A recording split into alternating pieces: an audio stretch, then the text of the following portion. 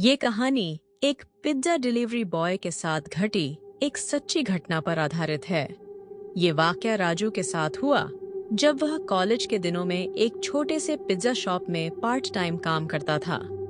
एक रात लगभग 1 बजे जब राजू अपनी शिफ्ट खत्म करके घर जाने ही वाला था, तभी अचानक शॉप का फोन बज उठा। राजू ने फोन उठाया तो दूसरी तरफ से एक आदमी बेहद डरी हुई आवाज में ऑर्डर दे रहा था। पहले तो राजू ने ऑन ऑर्डर लेने से मना करने का सोचा, क्योंकि शॉप का क्लोजिंग टाइम पहले ही हो चुका था। मगर जब उस आदमी ने 4 बड़े पिज्जा का ऑन ऑर्डर दिया तो राजू ने ऑन ऑर्डर ले लिया, क्योंकि ऐसे बड़े ऑन ऑर्डर पर अच्छी खासी टिप मिलती थी और उसे पैसों की जरूरत भी थी। राजू जल्दी से पिज्जा तैयार कर डिलीवरी के लिए निकल पड़ा। डिलीवरी का पता शहर के बाहरी इलाके में था और रास्ता काफी सुनसान और अंधेरे से घिरा हुआ था। दोनों तरफ घने पेड़ थे और सड़क कच्ची थी। कोई स्ट्रीट लाइट भी नहीं जल रही थी, जिससे चारों ओर अंधेरा ही अंधेरा था। कुछ देर चलने के बाद राजू उस अजीब से पते पर पहुंच गया। वो एक पुराना और अजीब दिखने वाला घर था, जिसकी एक भी लाइट नहीं जल रही थी और आसपास भी कोई हलचल नहीं थी। ऐसा लग रहा था जैसे वहां कोई बरसों से रहता ही न हो। राजू थोड़ा घबराया और उसने अपने मैनेजर को कॉल किया। वह मैनेजर को स्थिति समझाकर लौट जाना चाहता था, लेकिन मैनेजर ने फोन नहीं उठाया। अगर वो बिना बताए पिज्जा वापस ले जाता तो मैनेजर उससे नाराज होता और उसकी सैलरी भी काट लेता। कई बार कॉल करने के बाद जब मैनेजर ने फोन नहीं उठाया तो राजू ने एक बार कोशिश करने की सोची।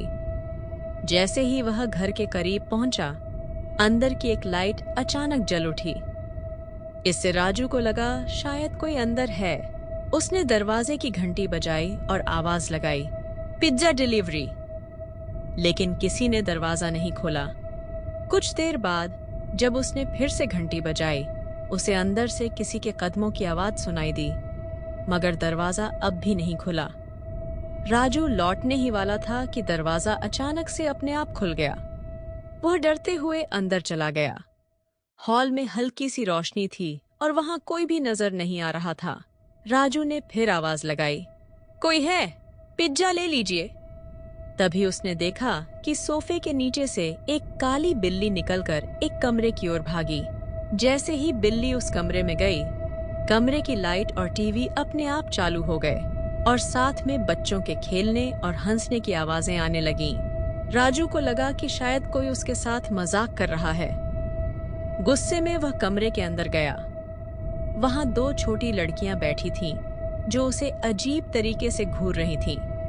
राजू ने गुस्से में कहा, मैं घंटी बजा रहा हूं और तुम लोग दरवाजा ही नहीं खोल रही हो। लड़कियां चुपचाप उसे घूरती रहीं। राजू ने फिर पूछा, क्या तुम्हारे घर में कोई बड़ा है जिससे मैं पेमेंट ले सकूं? तभी उन दोनों की आंखों का रंग सफेद हो गया और उनकी चुप्पी डरावनी हंसी में बदल गई। वे दरवाजे की तरफ इशारा करने लगीं। राजू ने जैसे ही पीछे मुड़कर देखा तो एक खौफनाक औरत वहां खड़ी थी। यह देख राजू के हाथ से पिज्जा के डिब्बे गिर पड़े और वह डर के मारे कांपने लगा। किसी तरह राजू अपनी बाइक की ओर भागा, लेकिन जैसे ही वह कुछ दूरी पर पहुंचा, उसे लगा कि बाइक में कुछ गड़बड़ हो रही है। उसकी बाइक का टायर पंचर हो चुका था। राजू ने डरते डरते पुलिस को फोन किया और मदद मांगी। जब उसने बाइक के मिरर में देखा, पीछे वही औरत और दोनों लड़कियां खड़ी थीं, धीरे धीरे उसकी ओर बढ़ती हुईं। वह भागते भागते एक बड़े पेड़ के पीछे छिप गया। तभी उसे दूर से पुलिस की सायरन की आवाज सुनाई दी। उसने हिम्मत जुटाई और बाइक के पास लौटने लगा, जहां पुलिस उसकी बाइक की जांच कर रही थी।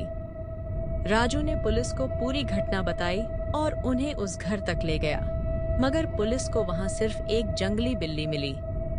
अगले दिन राजू को पता चला कि वह घर पिछले 3 सालों से खाली पड़ा है और वहां 3 साल पहले एक औरत और उसकी 2 बच्चियों का मर्डर हो चुका था।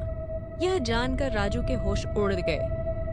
तो दोस्तों, अगर आपको ये कहानी डरावनी लगी तो हमारे चैनल खूनी किस्से को सब्सक्राइब करना मत भूलिए। अगली बार हम एक और दिल दहला देने वाली कहानी लेकर आएंगे। तब तक के लिए ध्यान रखना, कहीं आपकी मुलाकात भी खूनी दुल्हन से न हो जाए।